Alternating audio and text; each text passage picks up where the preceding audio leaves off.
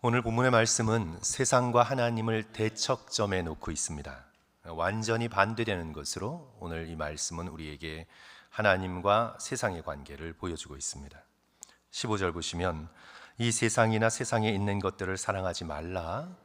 누구든지 세상에 있는 세상을 사랑하면 아버지의 사랑이 그 안에 있지 아니하니. 그러니까 세상을 향한 사랑과 아버지의 사랑, 서로 섞을 수 없는 대척점에 있는 것이다.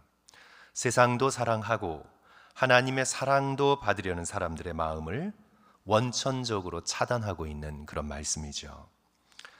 예수 그리스도께서도 서로 화해할 수 없는 극단적인 대조법을 사용하셔서 말씀하신 적이 있습니다. 마태복음 6장 24절 보시면 한 사람이 두 주인을 섬기지 못할 것이니 혹 이를 미워하고 저를 사랑하거나 혹 이를 중히 여기고 저를 경히 여김이라. 너희가 하나님과 무엇을? 하나님과 재물을, 마몬을 겸하여 섬기지 못하느니라.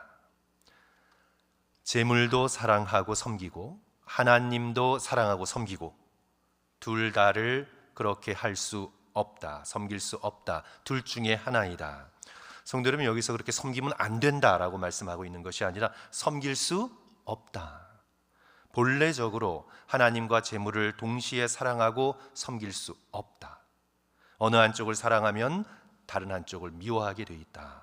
그런 말씀이죠. 이런 양자택일의 결단의 촉구는 구약 성경에서부터 쭉 있어 왔습니다. 우리 열왕기상 18장을 특별히 보시면 선지자 엘리야가 이스라엘 백성에게 도전을 하죠. 너희가 어느 때까지 둘 사이에서 머뭇하려느냐. 여호와가 만일 하나님이면 그를 따르고 바알이 만일 하나님이면 그를 따르라. 이스라엘 백성은 둘 다 할 수 있다고 생각했습니다. 바알도 따르고 하나님도 잘 따를 수 있다고 생각했습니다. 하나님도 섬기고 재물도 얼마든지 섬길 수 있다고, 사랑할 수 있다고 생각했습니다. 세상도 사랑하고 하나님의 사랑도 받을 수 있다고 생각했습니다. 우리는 멀티태스킹에 능하다고, 요즘 21세기 현대인들은 동시에 여러 가지 일을 잘한다고, 우리는 다 잘할 수 있다고. 그러나 성경의 대답은 그럴 수 없다라는 말씀입니다. 둘 중에 하나를 사랑하면 나머지는 미워하는 것이다. 세상을 사랑하면 하나님의 사랑은 불가능하다. 하나님을 사랑하고 그분을 의지하고 그 사랑을 갈망한다는 것은 세상을 미워한다는 그런 결단이다. 19세기에 덴마크의 철학자 키르케고르는 이 주제와 관련한 신앙의 삶을 이것이냐 저것이냐로 표시했습니다. Either or 이렇게 봤습니다. 당시 유럽의 기독교 문화는 both and였거든요. 둘 다 된다. 이 헤겔 철학이라는 거대한 철학의 영향력 아래에서 정반합, 이 모든 것들이 융합의 철학인데 모든 것들이 다 된다, 다 된다. 기독교인이어도 세상과 하나님, 그 나라의 이중국적, 삼중국적 얼마든지 가질 수 있다. 이런 문화적 분위기 속에서 철학자 키르케고르는 아니다. 오직 하나님을 선택해야 한다. 그의 책 두렵고 떨림에서 아브라함이 하나님과 아들 이삭 둘 중에 하나를 선택해야 했던 것처럼 하나님의 말씀에 선택하든지 아니면은 아들 이삭을 붙들고 하나님을 등지고 삶을 살아가든지 둘 중에 하나밖에 없다. 이것이냐 저것이냐지 둘 다를 선택할 수 없다. 그것이 바로 인간의 하나님 앞에 선 실존의 모습이다. 그것을 주장했죠. 오늘 본문의 말씀과 일치하는 태도입니다. 이 세상이나 세상에 있는 것들을 사랑하지 말라. 누구든지 세상을 사랑하면 아버지의 사랑이 그 안에 있지 아니하니라.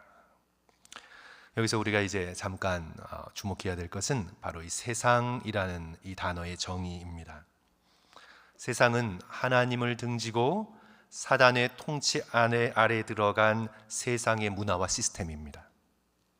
공중의 권세 잡은 자의 통치 아래 들어간 세상의 문화와 세상의 시스템, 그것이 바로 오늘 이 본문이 말씀하고 있는 세상이라는 단어입니다.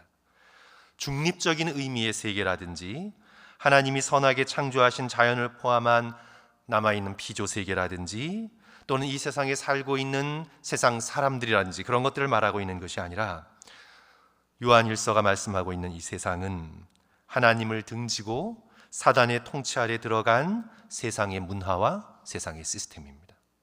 요한복음 3장 16절 보시면 하나님이 세상을 이처럼 사랑하사 하는 그 세상과 다른 세상이죠. 하나님을 등진 이 세상을 움직이는 세 가지 힘이 있는데, 우리 16절 성도 여러분 다 같이 한 목소리로 읽을까요? 이는 세상에 있는, 같이 읽겠습니다. 시작.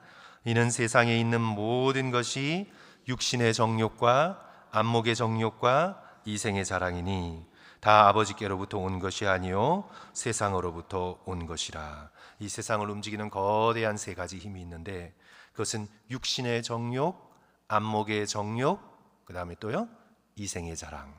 이 세 가지가 이 세상을 움직이면서 세상 문화를 만들어가고 시스템을 구축해 나간다.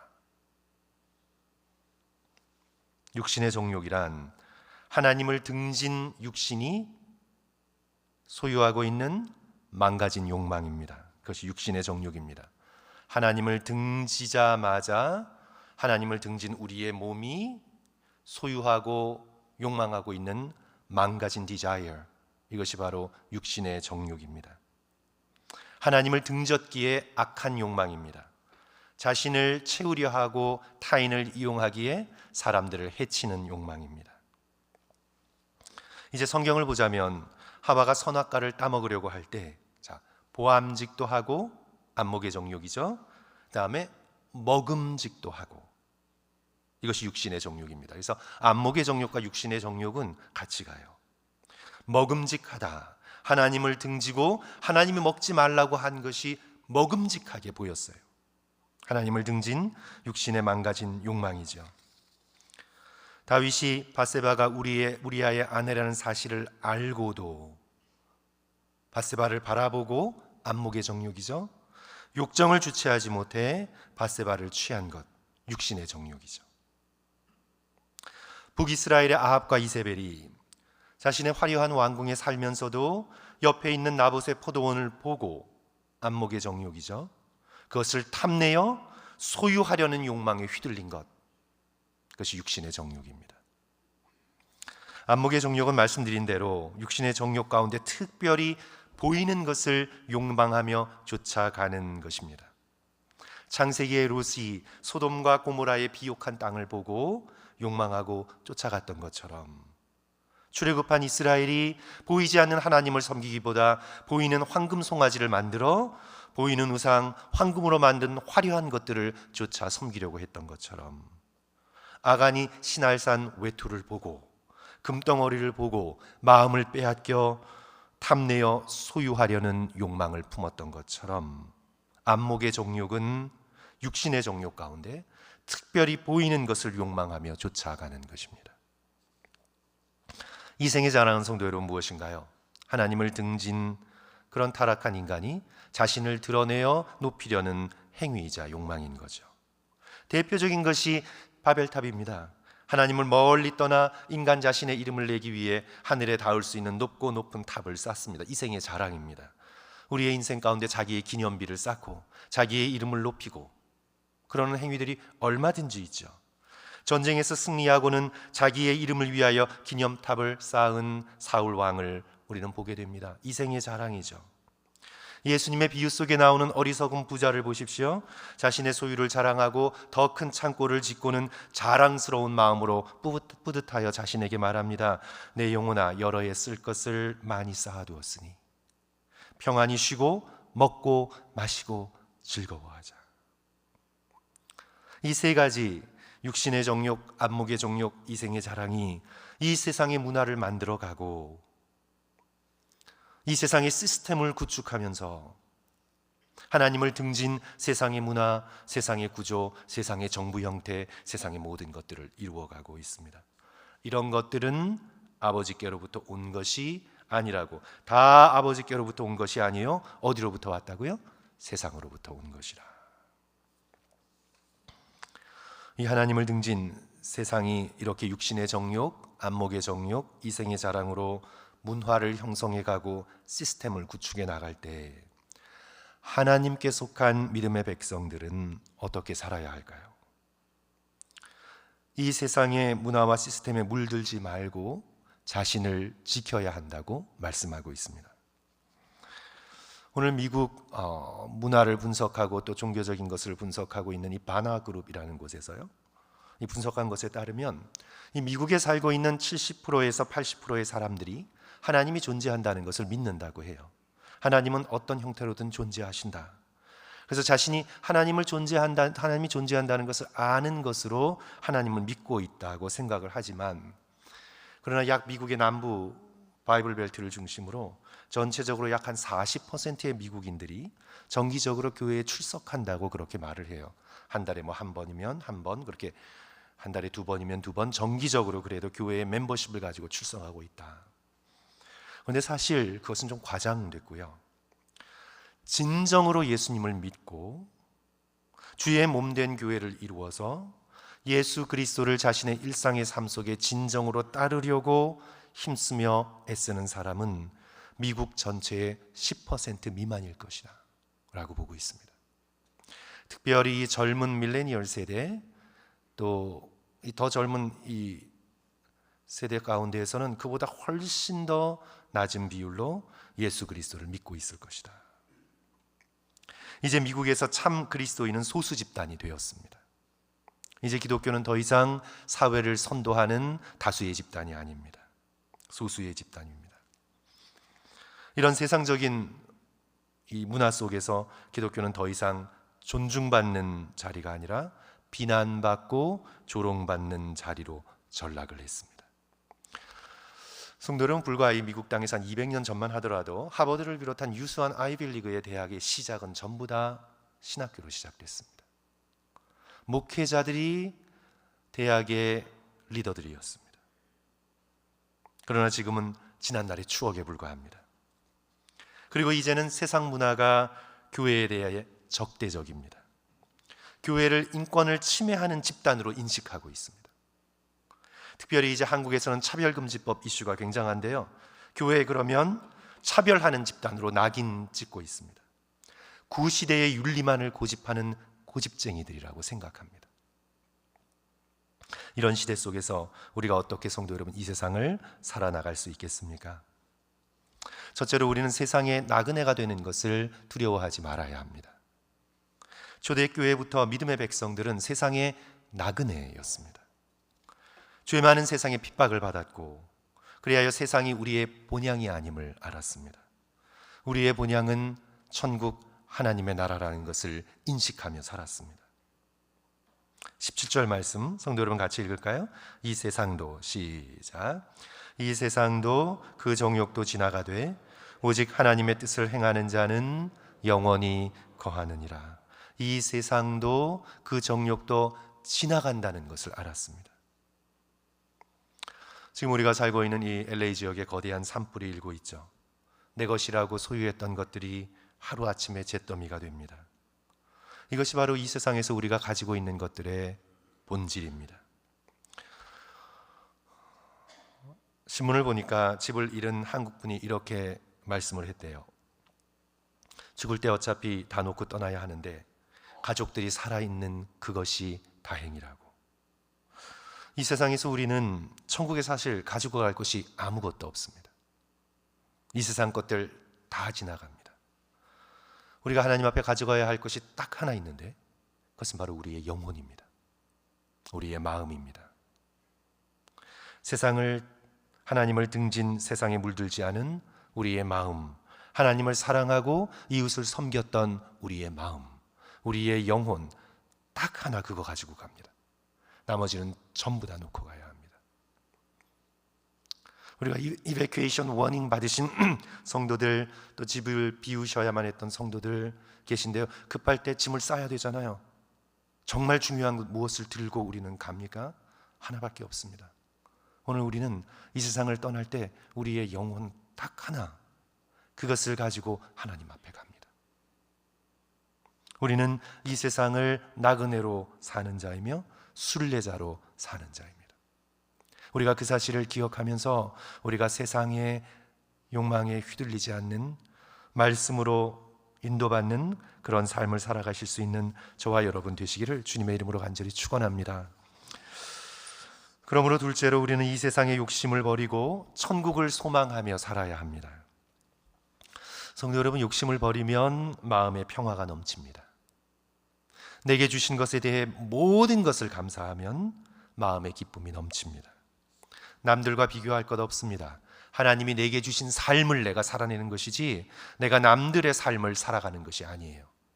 하나님이 내게 허락하신 삶을 믿음으로 살고 내 영혼을 주님 앞에 올려드리는 것이 우리의 하나님 앞에서의 과제지, 다른 사람의 삶과 비교하여 살 것은 아무것도 없습니다. 남들과 비교하지 말고 내 마음에 욕심이 자리 잡지 못하도록, 세상 정욕이 둥지를 틀지 못하도록 내 영혼과 내 마음을 잘 가꾸어 나가며 이 세상 살아가면서 내 영혼이 천국에 합당한 사람이 되도록 사랑과 믿음과 소망을 키우며 천국을 준비하는 저와 여러분이 되어야 되겠습니다. 또 마지막으로요, 우리는 하나님의 뜻을 행해야 합니다. 우리 다시 17절로 돌아갑니다. 이 세상도 그 정욕도 다 지나갑니다. 그러나 오직 무엇만이 남습니까? 하나님의 뜻을 행하는 자는 영원히 거하느니라. 우리는 순종해야 할 하나님의 뜻이 우리에게 있기에 이렇게 살아있는 겁니다. 성도 여러분, 저와 여러분이 지금 살아 숨쉬고 있는 이유는 아직도 우리를 향해 하나님의 뜻을 행하기를 기대하시는 하나님 때문에 우리의 삶이 주어지고 있는 겁니다. 우리가 좀 더 즐기고 오라고, 좀 더 세상의 좋은 것들을 경험하고 하늘나라로 오라고 하나님께서 그것을 우리에게 인생의 목표로 주신 것이 아닙니다. 우리가 즐기고 경험한 것으로 치자면 천국이 훨씬 좋은 것입니다. 사도 바울의 빌립보서 1장 23절의 고백처럼 내가 그둘 사이에 끼었으니, 삶과 죽음 사이에 끼었으니, 사도 바울 개인만 생각하자면 차라리 세상을 떠나 그리스도와 함께 있는 것이 자기 개인적으로 생각하면 훨씬 더 좋은 일이라. 그렇게 하고 싶으나 당연하죠. 성도 여러분, 즐기고 누리고 좋은 것으로 치자면 우리는 당장 세상을 떠나 그리스도와 함께 거해야 합니다. 그러나 24절, 빌립보서 1장 24절, 내가 육신으로 있는 것이 너희를 위하여 더 유익하니라. 우리가 아직도 숨을 쉬고 이렇게 살아있다는 것은 더 경험하고 더 즐기라고 하심이 아닙니다. 물론 우리는 하나님이 창조하신 이 세계 속에 아직도 남아있는 세상의 선한 것들을 즐거워해야 마땅합니다. 하지만 그것이 이 세상에 남겨진 목적이 아니라는 말씀이죠. 하나님께서 아직도 우리에게 오늘 하루를 허락하신 이유는 우리가 더 영적으로 성숙하고 성장하라고, 우리의 죄를 떨쳐내고 더 믿는 자가 되라고, 맡겨주신 사람들을 사랑으로 돌보고 주의 몸된 교회를 지키라고, 복음을 전하라고, 더 기도하라고, 세상의 빛과 소금의 삶을 살아내고 하나님의 선하심을 증거하라고. 우리에게 사명을 주셨기에 우리가 아직 지금까지 이렇게 살아있는 것입니다. 그 사명이 끝나면 하나님께서 우리를 부르실 것입니다. 그래서 성도 여러분, 오늘 대구로 돌아가셔서 우리 신년 특별 새벽 기도 하신 것들을 좀 기억하면서 내가 지금 죽지 않고 살아 있어야 할 이유를 곰곰이 기도하는 마음으로 생각하고 적어 보십시오. 하나님께서 나에게 기대하시는 어떤 일이 있기에 내가 지금 살아있는가, 그것을 생각해 보십시오. 부르시는 날까지 하나님의 뜻을 행하는 것이 우리의 사명임을 기억할 수 있는 저와 여러분이 되어야 되겠습니다. 세상은 어떻죠? 세상은 끝까지 즐기라, 청소년 문화에서 못 벗어나는 거예요. 현재를 즐기라, 끝까지 무엇인가를 체험하고 누리고 즐기다가 어차피 한 세상 끝나는 것이니 끝까지 내가 좋아하는 것들을 하다가 세상을 마쳐라. 이것이 잘 사는 인생의 표본으로 우리에게 follow your heart, 이렇게 지금 얘기하고 있는 거죠. 그러나 우리는 이 세상도 지나가고 이 세상을 욕망하며 살아왔던 그 바램들, 그 욕망들도 다 지나가고 오직 하나님의 뜻을 행하는 자만이 영원히 거하는 것을 믿습니다. 그러므로 육신의 정욕, 안목의 정욕, 이생의 자랑에 우리의 시간과 에너지를 낭비하지 말고 부르신 날까지 하나님께서 우리 각자 개인에게 주신 뜻을 발견하고 그것을 충성스럽게 행할 수 있는 저와 성도들 되시기를 주님의 이름으로 간절히 축원합니다. 우리 함께 기도하겠습니다.